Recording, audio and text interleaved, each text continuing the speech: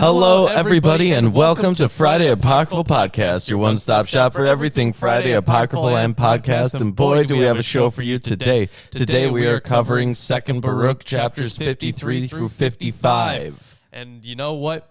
How does it feel to be done with the Bible? All right, I'm a little too far over. Yeah, we did have to move a little bit. We had to scooch because Chris was all like, "Oh, I want to be there too." So we scooched a little. That happened. Yeah, but how does it feel to not have to read the Bible anymore? Oh, it's great. You know, after reading the Bible for so long, we're finally done with it, and we don't have to read it anymore. Yeah, but we do have a lot of apocryphal texts to read. Yes, we have an infinite number of apocryphal texts because essentially they're still publishing them today. They are, yeah, and sometimes they publish new versions too, like different translations of it. Mm-hmm. Like I stumbled across an Arabic version of the Acts of Paul and Thecla. You know, I was thinking about this. When someone writes a book claiming that they had a near-death experience and detailing it, is that not apocrypha? Is that not basically heckle out literature? I mean, a little bit. But yeah, exactly. I'm still reading it on Blasphemous Bible. I'm still reading it with Aaron. Yeah, but you have the benefit of having read it before. Having already gone through the whole thing in the most in-depth way that one reasonably could. Yeah. In one reading. Yeah. And the thing is, the pace on Blasphemous Bible is usually slower because we have so many more people on the panel. So, well, you also have more drama. Oh yeah, that too. But you know what? Blasphemous Bible doesn't have that we had? Wesley. Yeah. Yeah. You know, that was unfortunate. It was because he didn't really seem like toxic ever, right? So I was fine with chatting. Yeah, I was curious. Right. Yeah. I have seen people with similar claims who were. Did you check your teeth? Are they healed? Are they? Mine aren't. I checked. Yours aren't. Mine weren't damaged to begin with. Did you guys check the back of your hand? Is it covered in ash? That one, yes, but because I work at a hookah bar, so there's ash consistently on me. Dang. Yeah. But no, that was low quality. So it is what it is. But we got 2nd Baruch, and this time. And what are you reading out of? Oh well, you see, my fine feathered friend, I am reading. I don't from, have feathers. I don't. Okay, listen, now you're going crazy. We're trying to get the Fair Feathered Friends achievement. The Old Testament Pseudepigrapha, Volume 1, Apocalyptic Literature and Testaments. This is edited by James H. Charlesworth. And this 2nd Baruch is translated by Klein. Yeah, by Klein. A.F.J. Klein. Is it A.F.J.? Mm-hmm. Don't you love it when they have extra letters? Yeah. Like it's not just like they have many names. Middle, last. This person, what's that, like a Christian name, right? What? The Catholics do that, right? They give them an extra name. I mean, they could. I'm not sure. I'm pretty sure they do. Our chat can affirm or deny my claim. Yeah. Do you guys have extra names from your religious upbringing? I guess I don't know. Nope. In Hebrew, in Judaism, you are given a Hebrew name, which is just like the Hebrew equivalent of your name. So it's not really anything. You know special. what? This thing that they do in Russian, it's kind of similar to, you know how in Hebrew you say like you say like I am blank, and you say son of my Brett's father. mom does, and she's Catholic. Okay. Interesting. I think it's something that they do with like confirmation or something. Oh, is it? That you get an extra name. Nope, it was just Chris again. It was just Chris so again. Are you Chris? No, it doesn't add. Christopher Chris. It does. It's not like it does. It's not cumulative. You just stuck with Chris. Yeah. Yeah. Gotcha. Okay. So there's the whole thing where It's Yes, I would not imagine I have a that tapestry that says Hebrew-speaking it on it. Israeli Jews would give their children Yeah. special Hebrew names. right. Like in Russian they do this weird thing. It's a cultural thing. It's not like a legal name thing. Like my dad's name is Alex. And well, I guess it's technically Alexei. But it's they do this weird thing where like he is sometimes called Alexei Borisovich because his dad's name is Boris. So it's like Borisovich, right? But it's kind of stapled onto his name. It's not a legal thing in any case. It's just another name that he can go by. Like, and then It's basically like son of. it's son of the father, right? Yeah, it's basically that a whole thing, but it's in a very Russian kind of way. So it's a strange one. Yep. Like mine is Lawrence Alexeyevich, but like that's not a legal name in any case. It's none of my names actually. But people might refer to you in that way. Yeah. I don't imagine they do often. Not often, but sometimes it does happen. That does not carry over to non-Russian speaking Russian families. No, it doesn't. But hey, that's a cultural thing, I guess. Yes, like a stripper name, if that's what you want to call that. Like I know, super unrelated. Your stripper name is just your other cultural name. Lawrence, I got a Pokemon Go related issue in nation states right now. Oh, is it about actual Pokemon Go? Let's see. The release of a hip mobile game, Maximon. Whoa. Oh, they give people who don't have Christian names a traditional Christian name in Catholicism. I see. Yeah, so maybe you'll get that issue someday. I That's think funny. That is so I funny. Should screen print this one or whatever. Screenshot I is don't the know how word to you're do looking that. for. You know, there's this like press the lock button and the volume down button at the same time. okay, so in the Thanks, bro. Indian traditions and in a lot of I cults, always forget that. actually, but in the Indian traditions, especially like very guru heavy traditions, you'll have like name replacements, right? So there was this mystic dude on YouTube who went by Koi Fresco. Oh, I remember Koi Fresco. He got really into a particular sect guy of was- Vedanta. That guy was kind of out of his mind. Yeah, well, he got really into a particular sect of Vedanta, and when he was inducted into their like lineage of teachings officially, he changed his name to Vishuddha Das, right? So it's like a total name replacement in that case. It's not like an extra thing tagged on, but that does happen too. Right. You know what else happens? The reading of today, Yes. which we should probably get into. So we're gonna have another little apocalypse. So nice old visionary stuff. Oh, great. We love apocalypses. Yeah, they're pretty good. They're probably the best works. Look, the guys, best we've biblical never works. lived through a single apocalypse. But you know what? From how it's described, we would totally love it. You're not going to live through it. Well, maybe a third. Well, no, 2/3. I don't know. Like But- it'd be like a Slayer music video and then you die.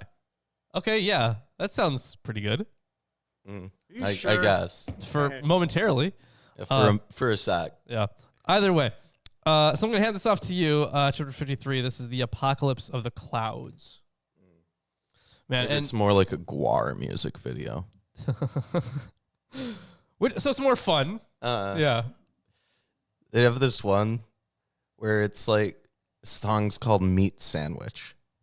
Oh yeah, I think I've listened to that song. I think you probably sent me that song. Yeah, it's pretty funny. Yeah. But the music video is just like implying that they're using human meat, right? Which is pretty funny throughout. Yeah, they're great. Anyways, chapter 53, the apocalypse of the clouds. 53, you say? Yeah. Why do I have 52 then? Because that was you're wrong. from last time. Holy cow! Right, there was no Right, right. We didn't have to do that. There was no interrupt. Oh wow! And I saw a vision. And behold! Behold! Oh, that was so fast. It was fast. And remember, if you guys are members, you get access to the B-motes. Mm-hmm. Mm-hmm. Yeah. You do. Yeah, like the one that April just posted. Yes. Yes. Only very cool, important people can use the B-motes. Yeah, damn straight. Yeah, you gotta better believe that. Yep. You remember Homestar Runner? Yes. Homestar Run? No, Strong Bad. Yeah. Strong Bad. no. Oh, Those man. Characters. No. So Oh God. they released a game, and it was called Strong Bad's very cool game for attractive people. Brilliant okay, title. That's pretty good. Yeah. I think like we it. should put a title on our Patreon. Okay. Can I pin Tomer? Yeah. Sure. You can do He whatever. says he's never going to be important, and Yeah. I think that would be funny. Okay. Mhm. Sure. Okay. You can also remove the pin anytime you want. So All right. So, Ah. and behold, a cloud was coming up from the great sea, and I was looking at it. And behold, behold. Behold! it was entirely filled with black water, and there were many colors in that water. A cloud. Wait, hold on. So a cloud filled with black water, but in the black water there are many colors? Yes. It So it's one of those like chrome black things. I guess, yeah. Yeah, it's like there are various colors that shine through it, Sure, I guess. But it's but black. but it's like really dark, yeah, it would have to okay. Yeah. It would have to shine through it. like good whiskey. Sure, yeah. Mm-hmm. It's an oil slick. Okay, Mhm. yeah. An oil Yeah. slick. Something like great lightning appeared at its top. Okay.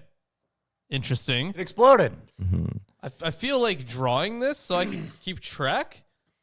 Mm. So I'm going to do that. So there's this great lightning that's appearing at the top of this cloud. And I saw that the cloud was rapidly passing in a quick run and covering the whole earth. All right, so remember, there's this cloud that was coming out of the sea or out of the river? Coming out from the Great Sea. Okay. I assume the Great Sea that they're referring to is the Mediterranean. Yeah, it would have to be. So then within there's like this black water, some light shining through, and you said was that at the top of the cloud? At the top of the was? cloud, there's something like great lightning. Okay. Yeah, and then it's passing and it covers the whole earth. I have no idea what this could be. I'm gonna posit some things, but let me get through the Okay, apocalypse first. Go ahead. And it happened after this that the cloud began to pour the water that it contained upon the earth. And I saw that the water which descended from it was not of the same likeness, for at first it was very black until a certain time. And then I saw that the water became bright, but there was not much of it. And after this I saw black water again. And after this, bright again, and black again, and bright again. This now happened 12 times, Oh. but the black were always more than the bright. And it happened at the end of the cloud that, behold, Behold! Behold! it poured black water, and it was much darker than all the water that had been before. And fire was mingled with it. And where that water descended, it brought about devastation and destruction. And after I saw how the lightning, which I had seen at the top of the cloud, seized it and pressed it down to the earth, that lightning shone much more, so that it lighted the whole earth and healed the regions where the last waters had descended, where it had brought about destruction. and it occupied the whole earth and took command of it. And after this, I saw, behold, Behold! 12 rivers came from the sea and surrounded the lightning and became subject to it. And because of my fear, I awoke. Okay. Awesome. There is no commentary, but there are two references. One of them is a backwards reference to 27:1, which Sure. I'm gonna pull up 27:1. But the other one is to Matthew 24:17. Can you pull that out? Matthew 24:17. Yes. So 2 Baruch 27:1. And he answered and said to me, that time will be divided into 12 parts, and each part has been preserved for that which it was appointed. Okay. Okay, sure. So 24:17? Yes. This thing wants to go to the next page. That'd be nice. Let's see. 24:17. Let the one who is on the on the housetop not go down to take what is in the house? You said Matthew 24:17, right? MT 24:17. Yeah. Yeah. Okay. That was the verse. What? Yeah, let the one who is on the housetop not go down to take what is in his house.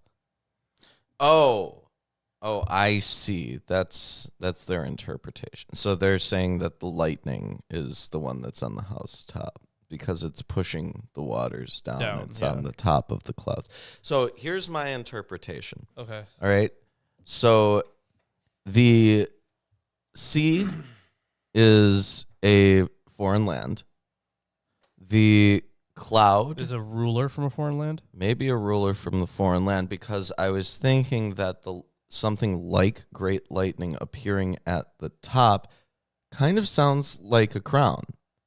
Well, the thing is with something like great lightning, so usually when they're using phrasing like like in terms of a simile, it means they are viewing something that is kind of like a parody of the thing that it is meant to represent. So it's not lightning, it is like a parody of lightning.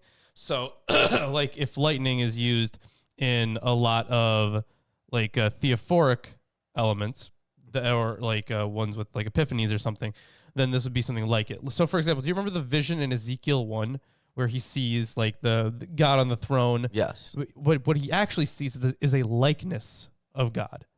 He doesn't see God; he sees the likeness of God. Right, because only Moses. It's only an image, a mere reflection of the real thing. Mm-hmm. So, lightning, I'm not quite sure. So like I get where you're going for with the crown idea. Well, because if you interpret this as like the lightning is the ruler, because it's literally pressing down on the cloud and causing the waters to fall upon the earth, and the cloud filled with waters is something like an army, right? Some kind of invading force that is spreading over the entire earth. That's it makes sense, right? Because it conquered the earth. Yeah, raining down destruction everywhere that it goes. An army would certainly make some sense. And then it talks about these 12. The number 12 pops up twice in this chapter. It does, and I wanted to point out, right? So it says that the cycle of 12, right, going from the black water to the bright water. Mm-hmm. It's like flashing, but the darkness is longer each time. That reminded me, and I'm not sure if this follows, but the kings, maybe there might be something to that. I don't know if the number follows though. Right. So it's a hard one to say, right? Because in many cases, 12 is typographical. So this might not be a reference to real. It could be references to like dynasties. It could be references to like stretches of time in some other manner, generations. Yeah, generations, or like each one interspersed, not necessarily an interspersed persecution, but an interspersed section in which this foreign power is ruling. Mhm. Like the flashes could be like major events.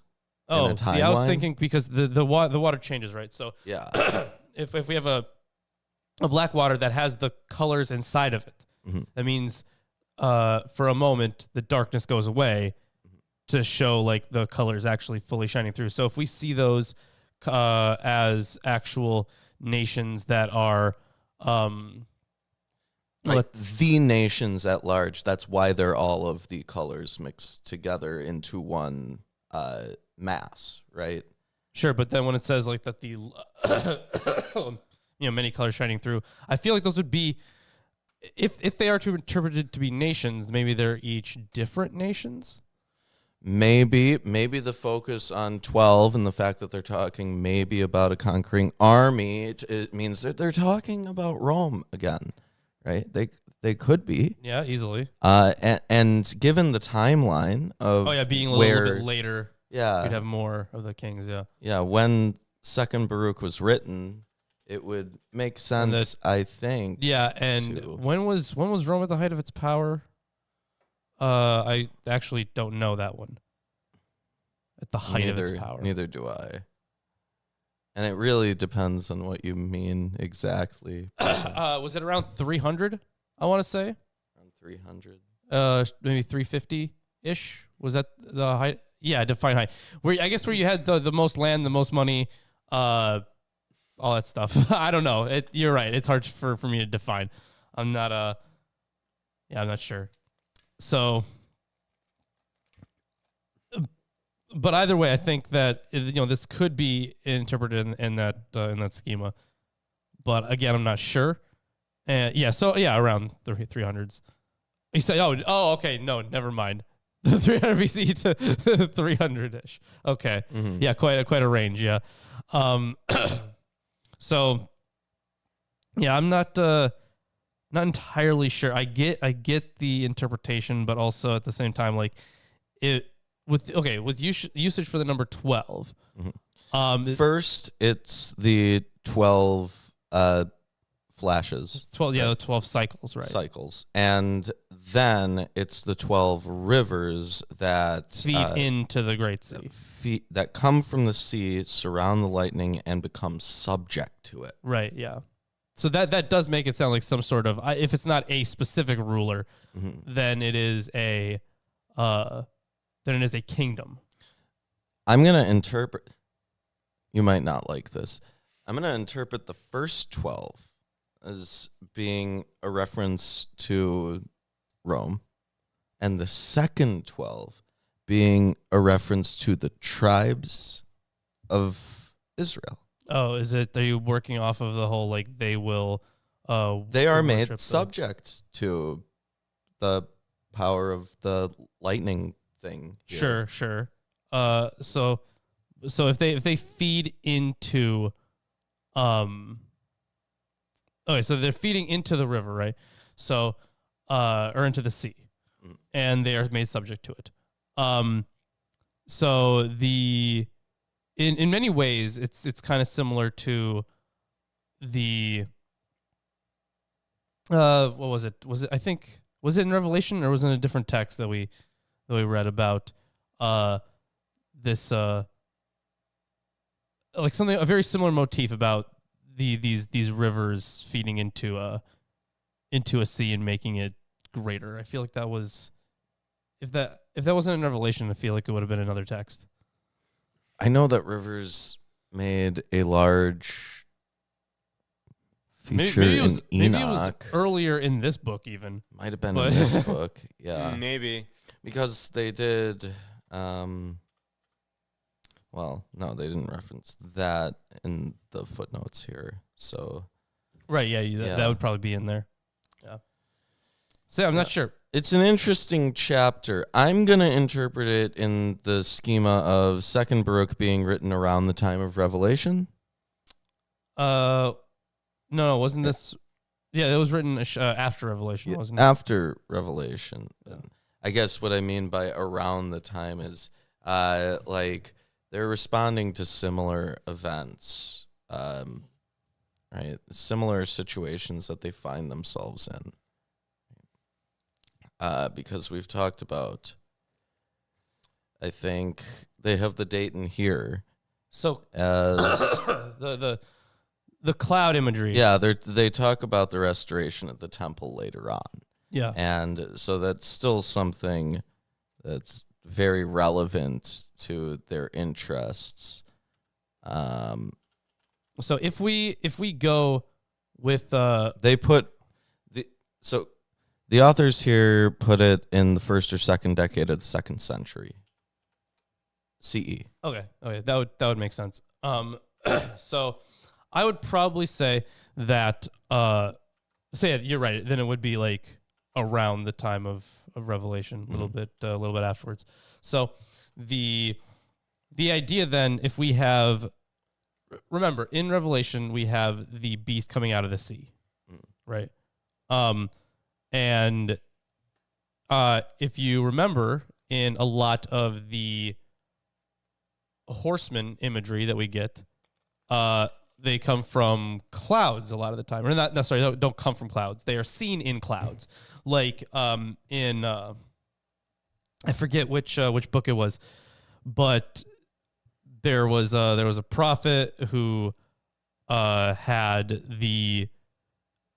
an entire heavenly army behind him, but like the guy he was talking to didn't see it. But then he was like, "Now look, open your eyes and you can see it." And then he sees this huge heavenly army to go fight this other army, right? That was a biblical text, and I forget which prophet it was and in which book it was, but it's there. I cover it in the Heavenly Horseman video, though. So I think they're often seen with cloud imagery, if I'm not mistaken. I'm trying to remember the story that you're talking. Yeah. Sorry. So I think it's often seen in cloud imagery, though, and I'll try to find the story. So that as an army would make sense. Because when I think about what else did you reference in your Heavenly Horseman video? You referenced Elijah. Yeah, absolutely. That one was like immediate. I was actually thinking as an alternative. Maybe they're depending on earlier Baal imagery here.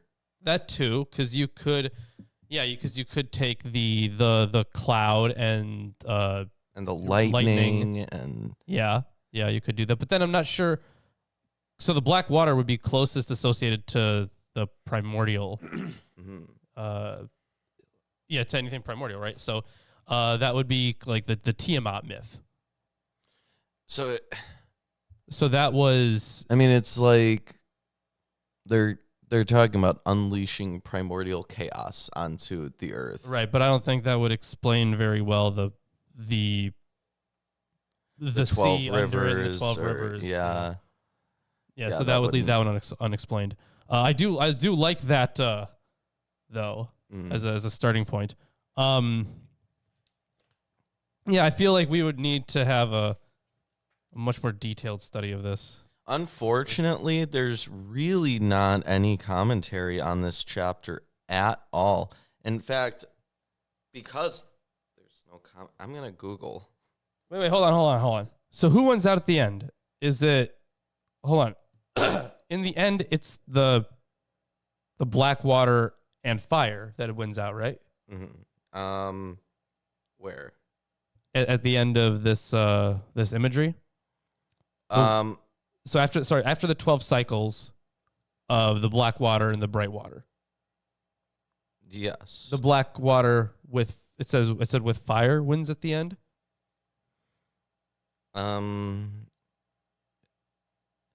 So it says that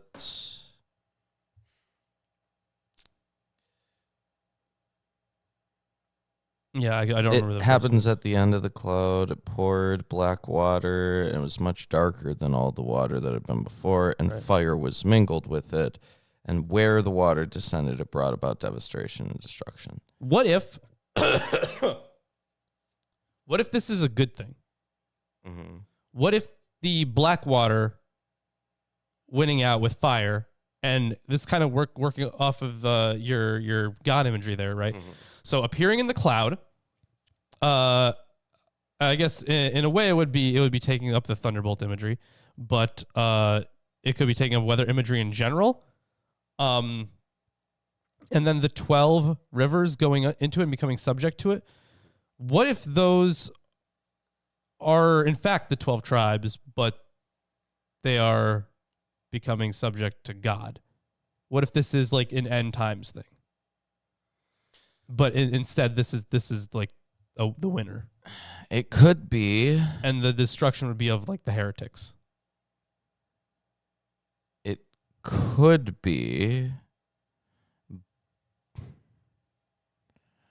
Then you would have to have a procession of 12 cataclysms. Right? That doesn't happen in Revelation. Revelations approaches 3 sevens, right? There's 7, 7, and then 7. Sure, yeah. Well, the thing is, those were usually used as ways to... they were different ways of saying the same thing. Some of them were very different. Well, yeah. But it's definitely not 12. Sure, yeah. I don't know if there's any precedent for having 12 cataclysmic events in Apocalypse. No, but this might be related to that imagery. It might be. In the Apocalypse of, was it Adam, right? Or what was that book we were reading? It was the Apocalypse of Adam, right? Or was the Testament of Adam? The one that you and I have been like slowly going over. Oh, I think that was the Testament of Adam. Yeah. No, the Apocalypse. The Testament. It was one of those. Damn it. Well, I'll have to look it up because we did find the some books on it. Yeah, it might be related to that, right? But of course, there aren't that many commentaries on that. Yeah. Okay. There's something in here. Something in this paper does. Yeah, because in the early hundreds, there actually was a very I think there was a pretty strong Christian persecution. That one that we actually have a good amount of evidence for under, was it under Trajan? It was in the 120s, I think. I think there was an actual like strong persecution then. Mm-hmm. I forget who it was, though. I could be wrong. So, yeah, I guess some people interpret this as the cloud being Yahweh, or the lightning crown thing being Yahweh. Okay. And, Did you just Google what this means? Yeah, so there's, like, very few people who talk about this at all. Yeah, of course, because it's second Baruch. Yeah, so a good case of religious revision in ancient Israel is afforded by the destruction of Jerusalem and the temple in 70 CE. Both Fourth Ezra and Second Baruch were written as Jewish responses to a national and religious crisis, using pseudonyms of the past heroes. Yeah. We've covered a good. But this is like a very different kind of thing. Like this is an internal one. You know, I hate it when you Google something and then it links you something and it shows you that the text that you're looking for is definitely on the page, but you click the page and there's just so much text that it's... You don't know if it's on the page anymore. No. You have to like search it, like Control F. Yeah, but when you're on a phone... You can still do it.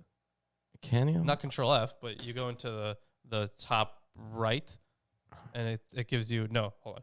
The top right, like the three buttons. The three buttons? What are you doing? What kind of phone do you fucking have? Oh, jeez. iPhone. Oh, jeez. Okay.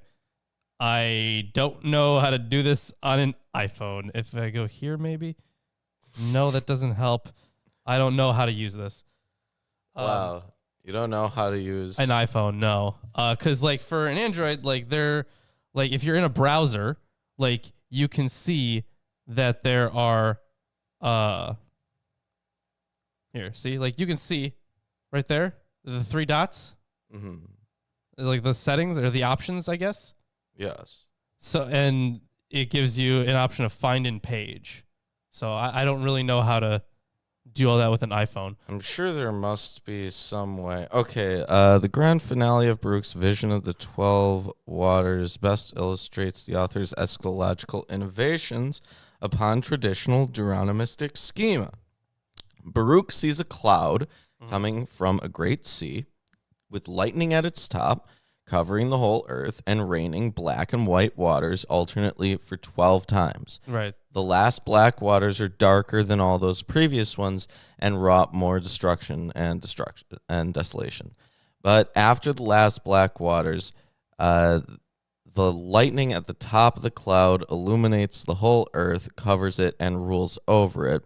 12 rivers ascend to the lightning and subject themselves to them. Through the interpretation of the angel Remiel, it's revealed that the vision represents a review of the entire biblical history presented in the typical Deuteronomic outlook. So this is apparently something that we will run into. This is quoted from Religious Innovations in Sacred Scriptures in 4000 Second Baruch by Lydia Gord Jones from St. Andrew's Greek Orthodox Theological College at Sydney College of Divinity. Well, that's better than nothing. Yeah. Like, at least it's it's something. It's something, yeah. Even if it's, from a theological standpoint, it's better than nothing. So. But apparently we will run into an in-character interpretation of this stuff later on. Okay. So that is an interesting one. Yes. There's a good amount of stuff in this book that's been interesting. Yeah. Like, oh yeah, Gog and Magog was in there too. Oh yeah. Cool stuff. But now you can handle chapter 54. Chapter 54. Huh? Yeah, that's the next one.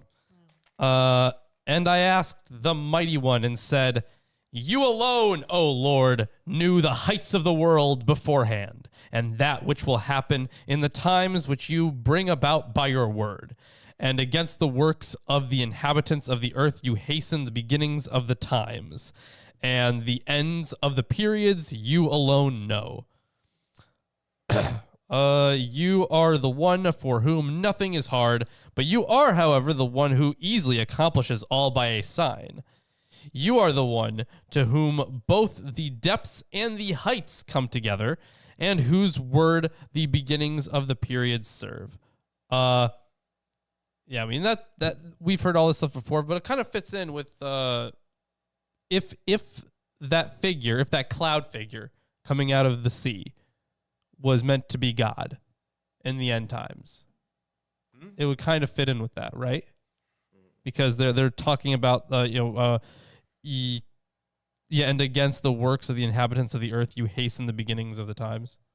Yes. Yeah, so like it has a similar destructive imagery.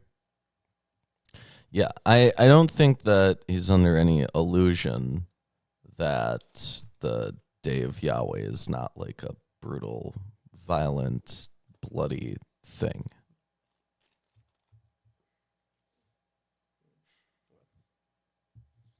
All right, continuing on. You are the one who reveals to those who fear that which is prepared for them, so that you may comfort them. You show your mighty works to those who do not know. You pull down the enclosure for those who have no experience and enlighten the darkness. Don't you hate it when in the prayers they just lie to you? Also, well, yeah, but also lightening the darkness there might also have the link from the chapter before. Yes. Especially following, right? Yeah. But he's going to reveal it to you. He reveals it to people who don't know. Yeah, no, he doesn't. God, listen. Isn't the problem of divine hiddenness a massive thing? Wouldn't if he wants you to know, you would know. The author of Second Baruch surely would have been aware of divine hiddenness. He's not under the illusion that God's walking around here. Sure, but would the concept, or would the problem of divine hiddenness would that have I guess, been evident to him that there was an issue? Or would he just like assume this is how it is and not went? I think it would be evident to him because I think that it's addressed in the Old Testament. I mean, the problem of evil is addressed in the Old Testament. I don't think Ruben should vlog. I think Ruben and I should vlog because that would be more interesting. Yeah, you suck, Ruben. We would argue about Chris stuff. made you. Yeah, you would. I would make you so much more entertaining. Yes, we Well, can I get think we Chris are to entertaining. juggle while I talk about, like, I don't know, what do people vlog about? My animals. Food? Yeah, your animals. your animals. Yeah, true. Okay, so You have a zoo, yeah. my guinea pig's got an impaction. Stop talking about that. No. As your vlogger buddy, no, we're not going there. Okay. Don't look it up. Took a turn. Don't look it up. Look it up. Don't look it Took up. a turn. Yep. Instead of taking a turn on that, how about we take a turn back to the text? All right. But yeah, he's not gonna Vlog it. Yeah, I'm gonna vlog talking about this disgusting procedure that I have to do for the guinea pig. No, I'd rather not. yeah, good idea not to. So either way, he's supposed to be the one to reveal himself to people who don't know about him.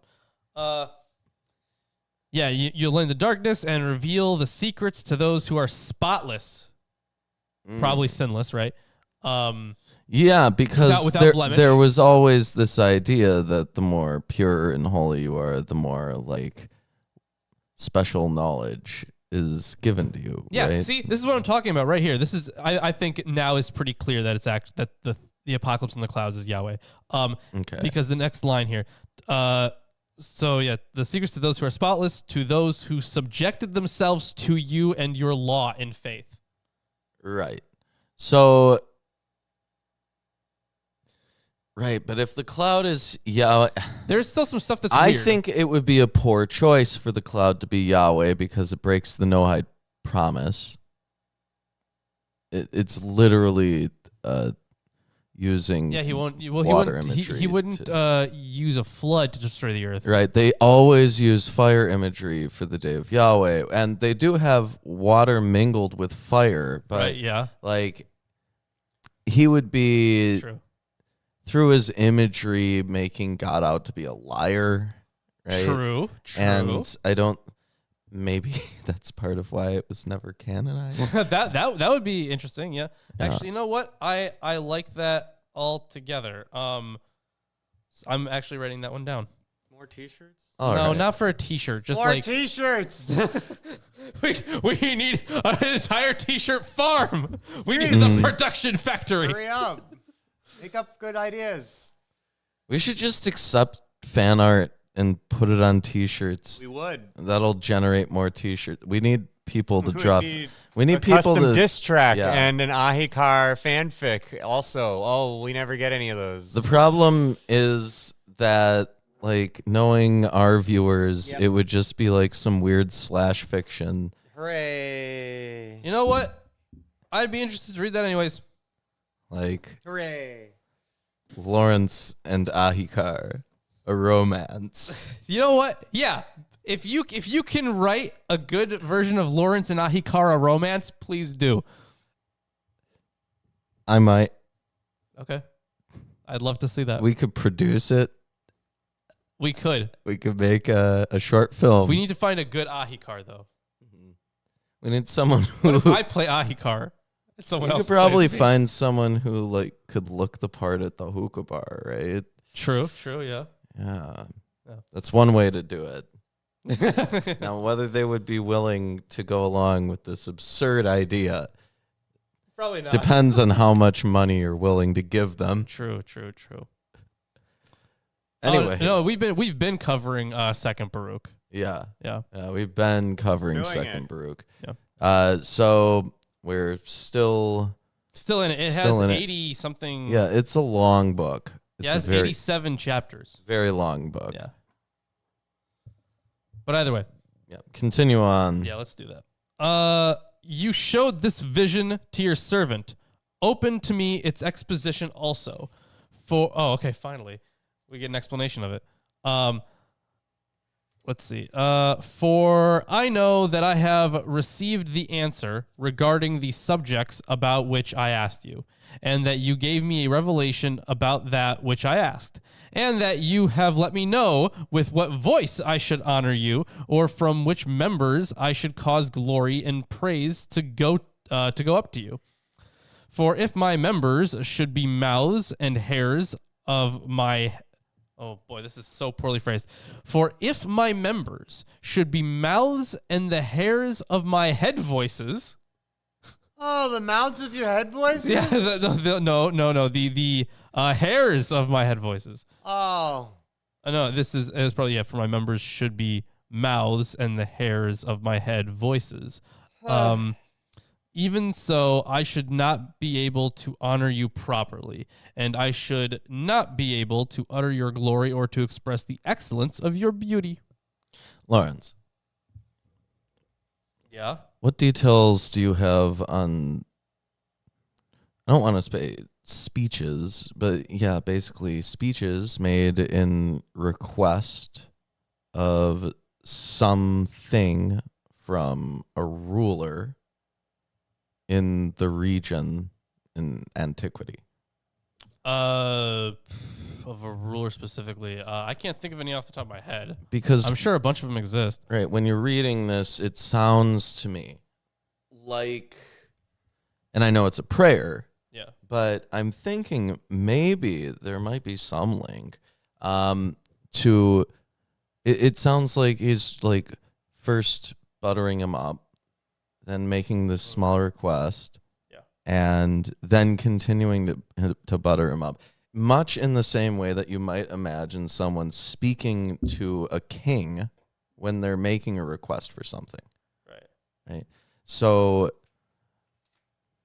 and I know that's like a common theme of many pieces of biblical poetry, right? But I wonder if there's any association with actual, like, courtly request forms, because they are very formulaic. They are, yeah. So there probably is, but there's also a lot of parallels with this, and just how people would supplement the gods, or be suppliant to the gods. The whole I could never give you the proper respect you deserve kind of thing. Therefore take my humble prayer, something like that. Yeah. Those I think a couple of them are even in like Arian's work about Alexander. I remember noting a few sacrificial things that seem to have something like that. But yeah, those are plentiful in the ancient world. So let's continue, shall we? Yes. No. For who am I among men, or what is my significance among those who are more excellent than I, that I have heard all these marvelous things from the Most High and innumerable promises from him who created me? Blessed is my mother among those who bear, and praised among women is she who bore me. For I shall not be silent in honoring the Mighty One, but with the voice of glory I shall narrate his marvelous works. For who is able to imitate your miracles, O God, or who understands your deep thoughts of life? This kind of sounds like the introduction to epic literature. Maybe. I'm thinking that he's I'm about to sing you a song about something. Maybe I feel like he's going out of his way to like check off bits of. Also, yes, April. Of the law. The thing about Vesuvius, yes, that could be it as well. That could be in the there, because I believe there actually was a section of Deuteronomy that even not Deuteronomy, Revelation that even referenced that, like, briefly. Yeah, I was thinking with that bit that you just read. Yeah. Right. Can you go over that last sentence again? Absolutely. For who is able to imitate your miracles, O God, or who understands your deep thoughts of life. That's hilarious. Right. Because if this was even considered for canon, that probably wouldn't fly. No, I don't think so. But I think he seems to be going out of his way to like check off boxes for the law, right?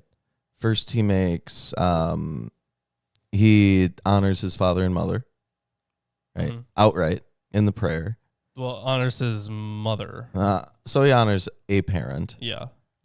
He praises God. Right. Who is a father. Mm-hmm.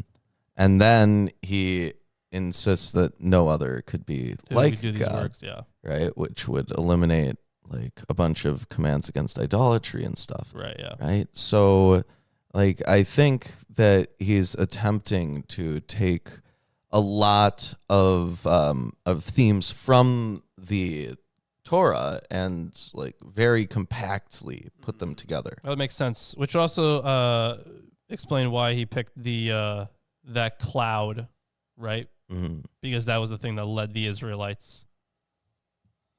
Yeah. Yeah. Wait a minute. No, that wouldn't work. Never mind. For with your counsel, you reign over all creation, which your right hand has created, and you have established the whole fountain of light with yourself. Whole fountain of light with yourself. Which his right hand has created specifically. Yeah, yeah. There are some other references here. I don't know if they're in this book or in the other one. So it seems like there is a citation of Psalm 46, just, chapter 40, verse 6. There's also some stuff on Sirach. I don't think. Do we have Sirach No, we books don't here? have it on us. Okay, I don't know if it's in. Well, let me check the thing to see if it's 46 sacrifice and offering thou didst not desire, mine ears hast thou opened, burnt offering and sin offering hast thou not required. Huh. Okay. So yeah, right now I'm checking through this text, and it seems like it's not even in here. But I feel like we might actually have it on the, at least for Sirach, we might actually have it on the bookshelf. Maybe, but I mean the right hand. There's also is, Fourth Ezra. Do we have that here? Is that in one of these books? I don't know.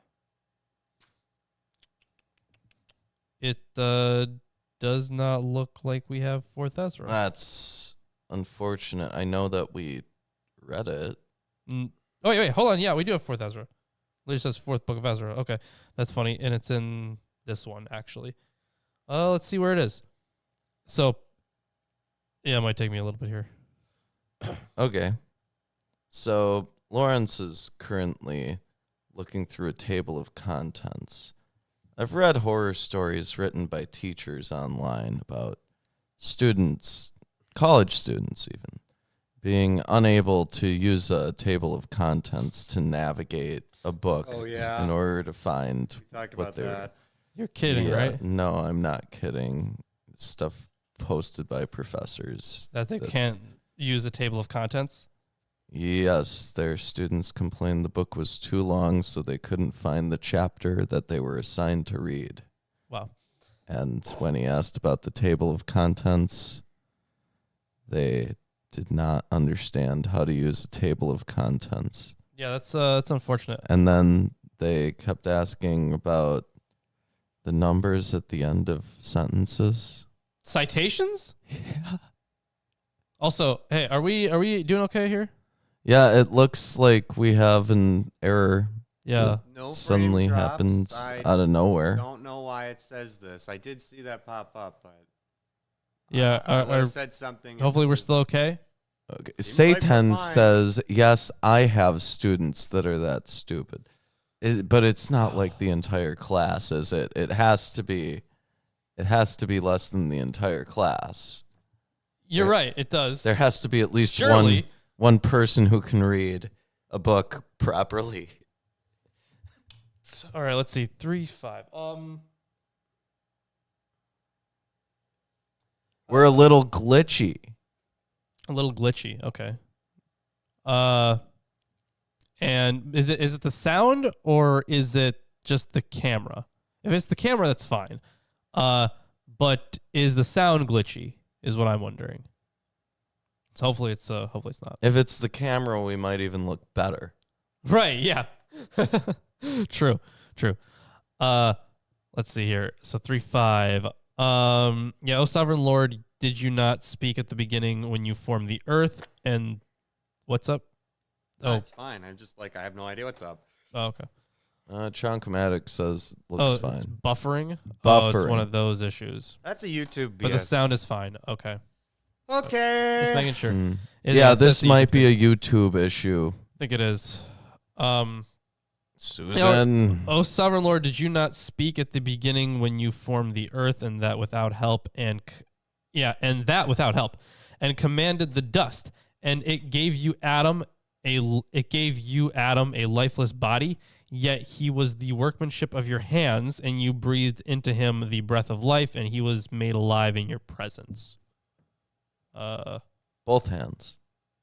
Yeah, that one was both hands. Yeah, he's created everything using his hands. It's already called God's which is handiwork. weird because it conflicts with the point of view that he spoke things into being. Yeah, that was a fun one. Either he spoke things or when you could literally speak angels into existence. That was a fun one. Mm-hmm. Or when you say things and then the letters float out of your mouth and are mystical forms of the letter that do magical things. Yeah, that's a fun one. Man, apocryphal literature, it's great. Yep. So, gonna continue on here. Yeah, and you have prepared under your throne the treasures of wisdom. Okay. Under your throne, the treasures of wisdom. And those who do not love your law are justly perishing. And the torment of judgment will fall upon those who have not subjected themselves to your power. For although Adam sinned first and has brought death upon all who were not in his own time, yet each of them, so this is original sin, yet each of them who has been born, well, not original sin, but he brought death into the world, who has been born from him has prepared for himself the coming torment. They blame Adam. Good. Not Eve. Not Eve. Interesting. Yeah.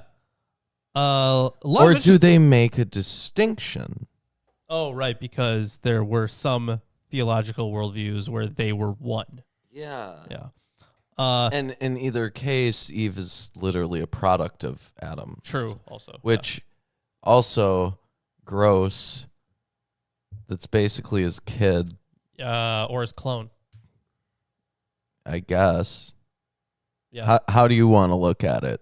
How would you prefer to look at it?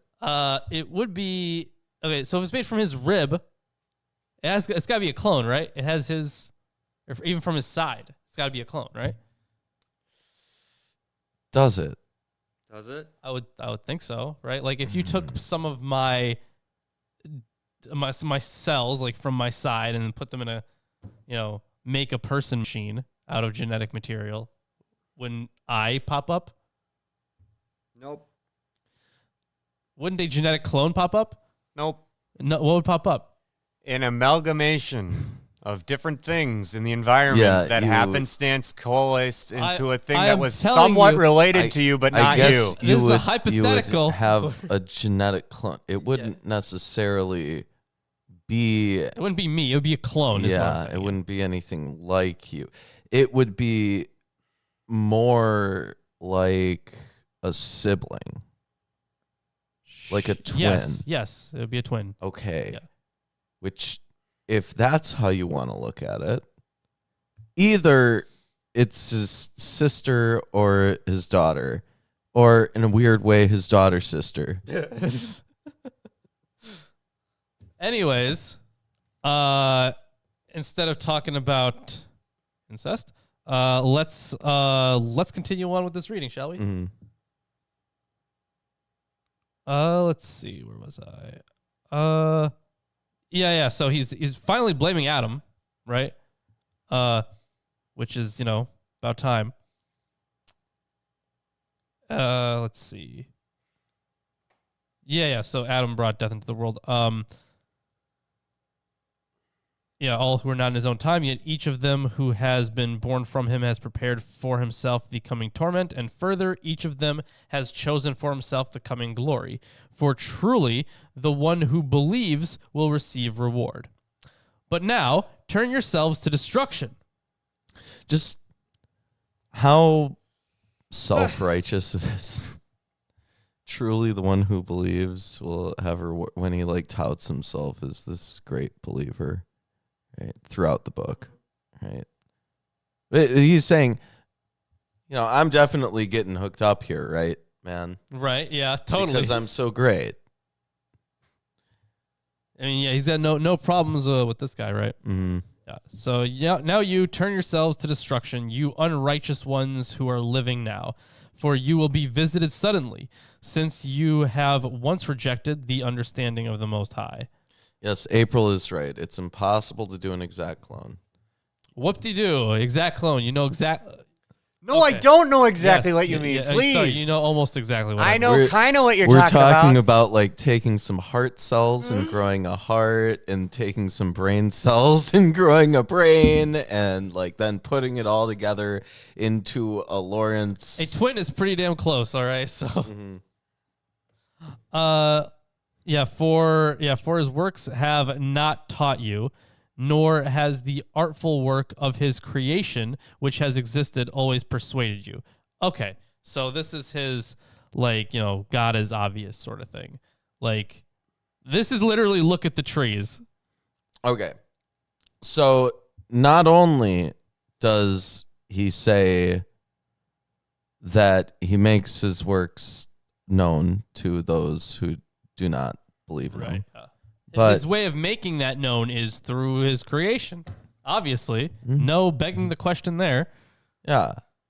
So, all those people who don't believe in him, his existence has been made known to them by virtue of the fact that they exist. Yeah. Obviously. Yeah. Exactly. So, it's literally that argument. Adam is therefore not... Oh, okay. He's actually not the cause, apparently.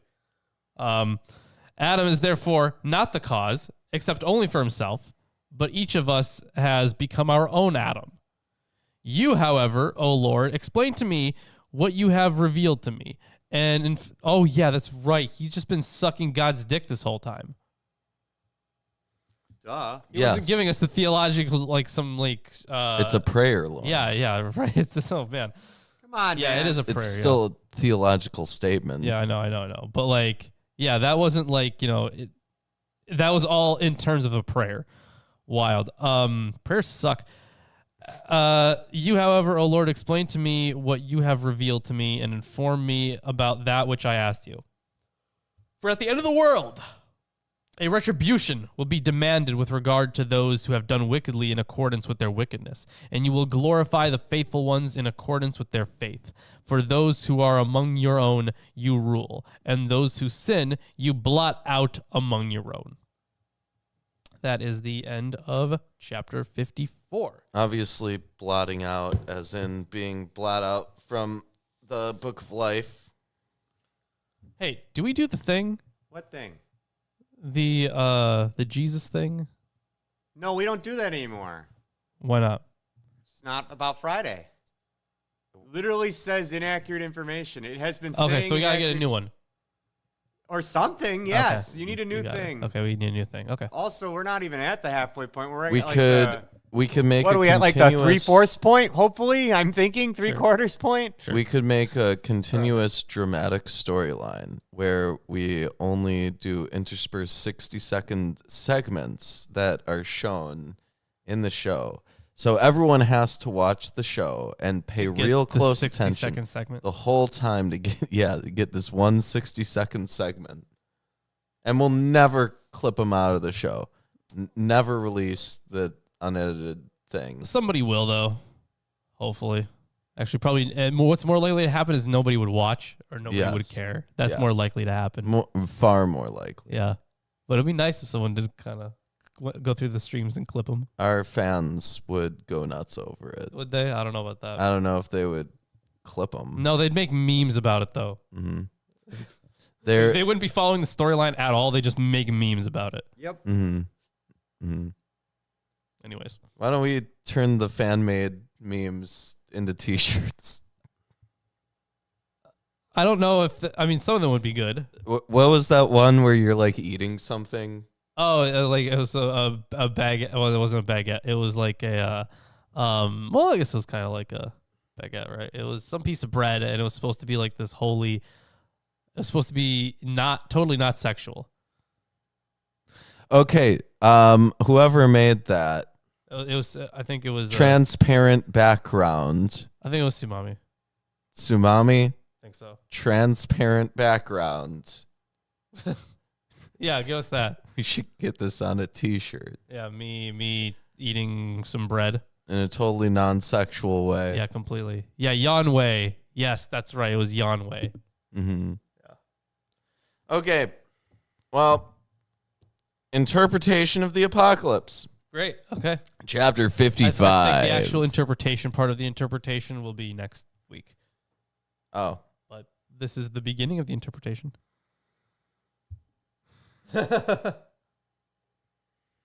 Wonderful. And it happened that when I had finished the words of this prayer and I sat down there under a tree to rest in the shadow of its branches, and I was surprised and astonished, and I pondered in my thoughts about the multitude of the goodness which the sinners who are on earth have rejected from them, and about the great punishment which they have despised when they knew they should be punished because of the sins they have committed. And when I was pondering these and similar things, behold, Ramael. In 4th Ezra 4:36, he is called Jeremiel. In the Syriac translation, he is also named Ramael. So Sibylline oracles have him as one of the archangels. Okay, so he's an angel who's speaking to Baruch here. Yes. Yeah. Ramael, the angel who is set over true visions, was sent to me and said to me... You know what would have been really useful? This guy in... The Shepherd of Hermas. Yes, the Shepherd of Hermas would have been really fucking useful. Yeah, the angel of conversion sucks. Yeah, right. Seriously. Not only was that angel a dick, but he was also very vague. Mm. Okay, I need a good Ramael voice. Why does your heart trouble you, Baruch? Why are you disturbed by your thought? For if you're already disturbed, only hearing about the judgment, what about when you see it with your eyes openly? That's a good point, Sir Ramiel. Yeah. And if you are already so disturbed... This is so rad, dude. Yeah, dude. By the expectation with which you expect the day of the mighty one, what about when you arrive at its coming? I can't do that. It's too It's much. pretty fun, but yeah. And if you're so fully terrified by the words of the announcement of the coming of these things who have transgressed, so fully terrified by the words of the announcement of the punishment of those who have transgressed, how much more when the event itself will reveal marvelous things? Yeah, yes. Marvelous things. Well, yeah, but the thing is, it's marvelous in the way that God's work is marvelous. It's marvelous in the way that an atomic bomb coming at your house is marvelous. Yeah, it's marvelous. It's something to marvel at. Yeah, it's marvelous. Yeah. But only like in the sense of, wow, I'm fucked. So his entrance here is like, essentially, you should be afraid. Yeah. Yeah. This is before he actually gives any vision. Yes. And any explanation of the vision. Yes. And if you've heard the names of the good and evil things which will come at that time. And if you're grieved, what about when you will see what the majesty will reveal, who will convince some and cause others to rejoice? That's it. That's the end. Spiel. That's the end of our readings today. Yeah, but there's not really much to that last chapter. Right, yeah, you just get the introduction of Ramiel there. Yeah. But, next time we're going to get quite a lengthy explanation of each one. Each bright water. Yes. And each dark water. Yeah. Interesting. And looks like, so they're putting this in now, terms. hold on, April. That doesn't necessarily mean it's not by Baruch, because the rock. Yeah. You know what the rock says? Can you smell what the rock is cooking? Because the rock can smell boulder soup. No, but the thing is, there's more reasons for that than just that. It's clearly placed way afterwards. Yeah. The literature stands, and it's what's the word I'm looking for? No, it would be a type. I just want to imagine type that like the biblical characters are constantly walking around like Dwayne Johnson, referring to themselves in the third person. True. I think that's a more funny way to look at history. Yeah. And given that it is. History is all lies and deceit. Yeah, obviously. Yeah. It's all, we were talking on the Sunday show about how all the methods that we use to figure everything out is so unsatisfactory. Yeah, well. It's almost like they're guessing. I mean, like making educated guesses. Yeah, probably an educated guess, yeah. But because it's not like experimental science. We won't have access to the past. Yeah. We will never have access to the past. Unless we find a way to do that. Like, at least anything before, like, the invention of cameras, right? So, which should be our best way of doing it. I think I found a good... I was talking to this guy who he supports this first cause argument, right?